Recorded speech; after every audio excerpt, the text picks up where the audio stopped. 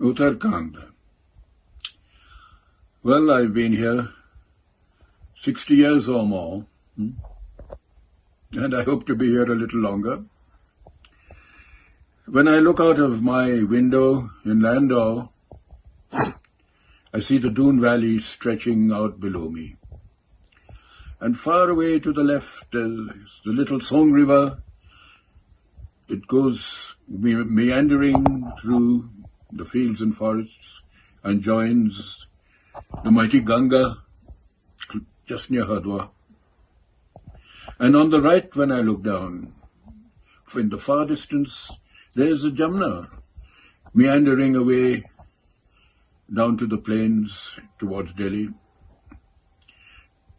And then I realize, looking down at the Ganga on the left and the Yamuna on the right, that this particular mountain is the perfect watershed. This is the watershed for both Ganga and Yamuna. So in a way, it too is a sacred spot, although Mussoorie is known more for its holidays and its frivolity. But if you move down to Hardwar, it's a very different atmosphere. Here, thousands of people from all over the country very often congregate at times of different festivals to bathe in the sacred river and avail of its goodness and purity. Go upstream a bit, and you'll come to Rishikesh. Now, Rishikesh, when I was a boy, was just a small village. And today it's actually a town. It's a teeming town, very popular with foreign tourists. In fact, there are over 1,000 of them stranded there during this lockdown. What brings them there? Well, some of them are looking for peace, tranquility, meditation. Others are coming for courses in yoga. Yoga is extremely popular now, especially with foreigners. And for us and for the usual pilgrims who come from all over the country, this is also the gateway up into the higher mountains, to Char Dham. The Char Dham, which takes in Badrinath, Kedarnath, Gangotri, Yamunotri, and the two rivers which together form the Ganga. You have the Bhagirath coming down from Gangotri, and you have the Alaknanga coming down from Badrinath. And in the old days, pilgrims would toil up these mountain treks, taking days, weeks to reach the temples that they were going to. Today, they're practically all served by roads, and you can drive right up to them, or you can even take a helicopter to Kedarnath. But whether you went the hard way or you go the easy way, it was always felt by the devout that life could not be complete without a visit to these holy places. So there they are, and in the next small segment of this talk, I will talk about other aspects of Uttarakhand. Well, it's the pilgrims who go up into the mountains to visit the holy places, the ancient temples, the sources of the rivers at Gaumukh and elsewhere. But it's a very different atmosphere in the hill stations of Uttarakhand. These are not very ancient places.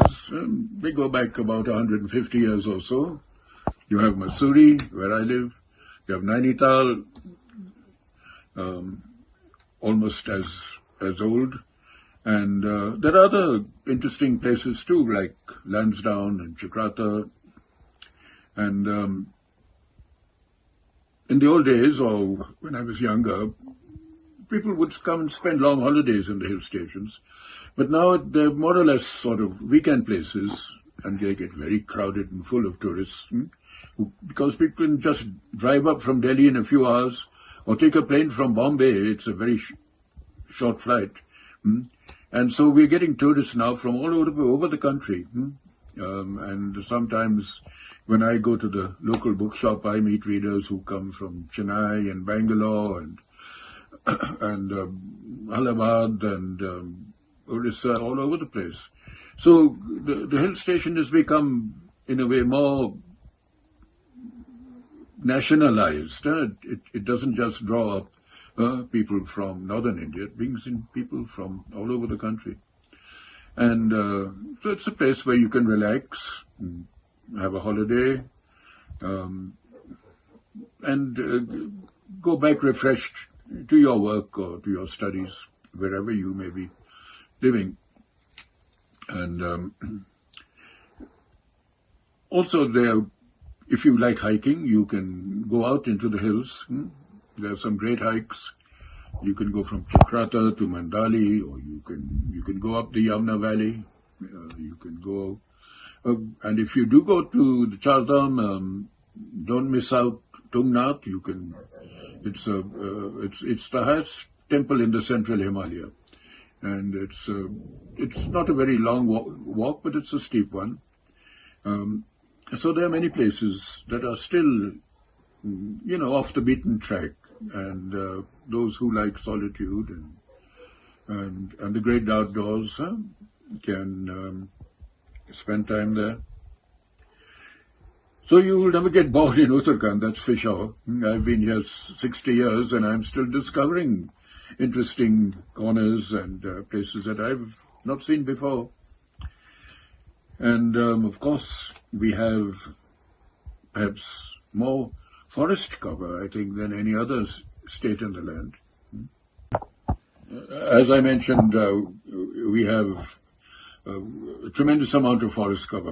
I think 2/3 of the state is still forest, which is a wonderful thing when you think of all the forests that are being diminished, not just in our country but all over the world. So it's the fact that it's being preserved here, and the forests are very varied. We have the sal forests of the foothills. And then we have the temperate forests of the mountains, the pines, the deodars, and up here sometimes I look north to Nagtibba, and it looks very bare when the southern face. But if you go there and you go over the top of the mountain, and you'll find the north face, which is sheltered, is full of trees and forests. So a lot depends actually on the way the mountainside is facing. And in the villages, you will get fruit trees, you will get apricots, plums, peaches, apples. Most of our villages up in the hills depend on monsoon rainfall. Which is the time they'll grow their vegetables, their beans, cucumbers, and of course the maize. So it's a hard life actually up in the mountains,